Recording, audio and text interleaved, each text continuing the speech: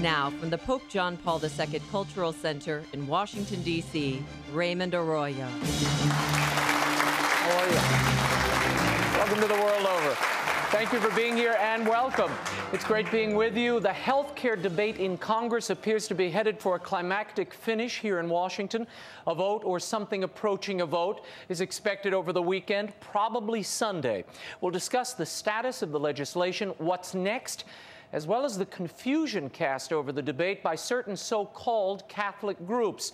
Representative Chris Smith of New Jersey and Archbishop Joseph Naumann of Kansas City, Kansas, will be with us. And later, as a sort of late St. Patrick's Day celebration, we'll bring you a conversation with Canadian fiddling sensations Natalie McMaster and Donnell Leahy. They're fantastic. If you have a question or a comment, you can call us at 1-800-221-9460 in the U.S. and internationally 205-271-2980, or drop us an email, worldover@awtn.com. Let's get down to business. Here's the brief. News from the world over this week.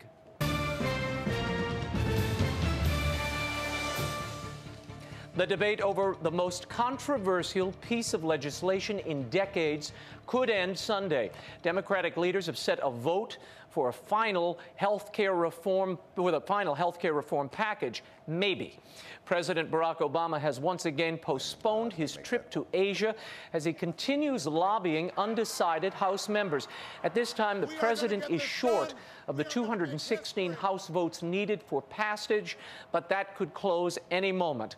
With direct costs of nearly $1 trillion over the next 10 years, the bill is expected to ensure, forced or otherwise, approximately 32 million who do not currently carry health insurance.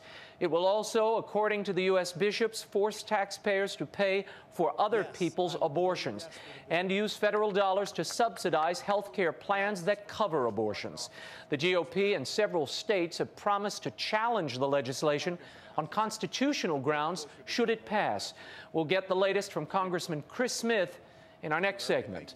And this week has brought numerous so-called Catholic organizations out of the woodwork supporting the health care plan on Capitol Hill. Hardly the least among them is the Catholic Health Association. This past summer, the group's president, Sister Carol Keehan, affirmed on this program that the Catholic Health Association would not support legislation that funded abortion. And that is what we're doing. We're working closely with our bishops and have been working with our bishops for years now. We are not, and as you characterized it, at cross purposes with our bishops.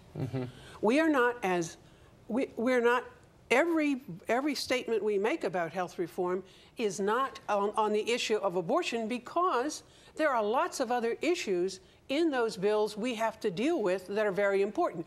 But we have said very clearly, we will compromise our preferences. We will not compromise our principles. Well, this week, in defiance of the bishops' conference, CHA came out in support of the president's health care legislation. Is CHA at cross purposes with the bishops now?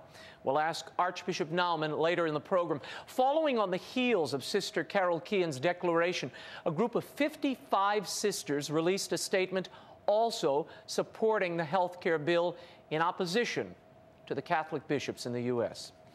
Made official this week, Buckingham Palace announced Pope Benedict's 4-day September visit to Scotland and Ireland. British officials are touting the visit as unprecedented, as it will be both an apostolic and an official state visit to the UK. On the itinerary thus far, the Holy Father will be received by Her Majesty in Edinburgh, followed by Mass at a park in Glasgow, where hundreds of thousands are expected to attend. In England, Pope Benedict will preside at the beatification of Cardinal John Henry Newman in Coventry. In London, he'll give a speech to civic leaders and attend an ecumenical service at Westminster Abbey. He will also call on the Archbishop of Canterbury, Rowan Williams, at Lambeth Palace. As always, you can count on EWTN to bring you wall-to-wall coverage of the Holy Father's journey. And more problems this week for Archbishop Rowan Williams and the worldwide Anglican Communion. The Episcopal Church this week approved the election of an openly lesbian bishop in the Diocese of Los Angeles. Bishop-elect Mary Glasspool will become the second openly homosexual bishop in the church. In 2003, the Episcopal Church consecrated the first openly gay bishop, Gene Robinson of New Hampshire. That consecration caused a near global schism among Anglicans, and a breakaway group of Episcopal conservatives formed the Anglican Church in North America in response. Archbishop Williams said on Thursday that the election of Mary Glasspool was regrettable and could further threaten unity among Anglicans. Glasspool is scheduled for consecration on May 15th. And the Catholic Church in Ireland and Germany has been rocked by priest sex abuse scandals in recent days, calling for repentance, healing, and renewal. Pope Benedict offered his prayers for the church in Ireland on St. Patrick's Day and announced the release of a long-awaited pastoral letter to the Irish faithful addressing the scandal. Now, in recent months, the Church in Ireland has been severely shaken as a result of the child abuse crisis. As a sign of my deep concern, I have written a pastoral letter dealing with this painful situation. I ask all of you to read it for yourselves with an open heart and in a spirit of faith. The letter is due out Saturday. Meanwhile, back in Armagh, Primate of all Ireland, Cardinal Sean Brady, used a St. Patrick's Day Mass to apologize once again to the faithful for his failures to properly investigate sex abuse allegations and to deal with the offenders. He added that he is ashamed for not upholding the values he professed to believe. And in Germany, Reinhard Marx, the Archbishop of Munich and Freising, said the bishops of Bavaria felt a deep consternation and shame over the recent reports of abuse of children there. Echoing the comments of the Holy Father last week, Archbishop Marx said the priority is to search for the truth and to help the victims. Dating back more than 50 years, some 250 former Catholic school students have alleged physical or sexual abuse. Priest sex abuse allegations have also come to light in Austria and the Netherlands.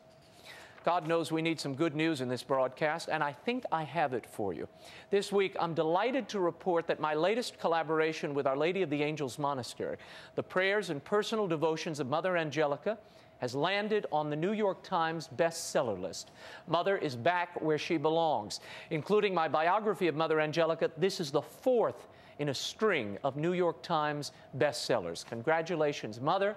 And thank you all for all your support and for getting out there and supporting Mother and these works. If you want to experience the comfort and inspiration that so many readers have already encountered, Mother Angelica's prayers and personal devotions can be found at bookstores everywhere, at Barnes & Noble, Amazon, EWTN Religious Catalog, and wherever books are sold. And this is the last weekend of our special offer for the signed book plates. You can go to RaymondArroyo.com for full details. And finally, it wouldn't be St. Patrick's Day without the annual St. Patrick's Day parades around the world, and the granddaddy of them all was held in New York City this week. Now 249 years old and with more than 250,000 green-clad parade goers in attendance, New York City's St. Patrick's Day parade is the world's oldest and largest. And making his debut at the parade this year was New York's slightly new Archbishop, Timothy Dolan. He and Cardinal Edward Egan greeted the multitudes outside St. Patrick's Cathedral.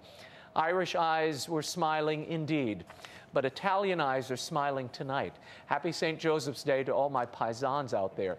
In the meantime, stay where you are. When we return, we'll talk with the Archbishop of Kansas City, Kansas, Joseph Naumann. Where do the U.S. bishops stand on the health care bill now, and what the so-called Catholic organizations supporting the health care bill mean to its progression? The World Over Live continues in a moment. Stay right there.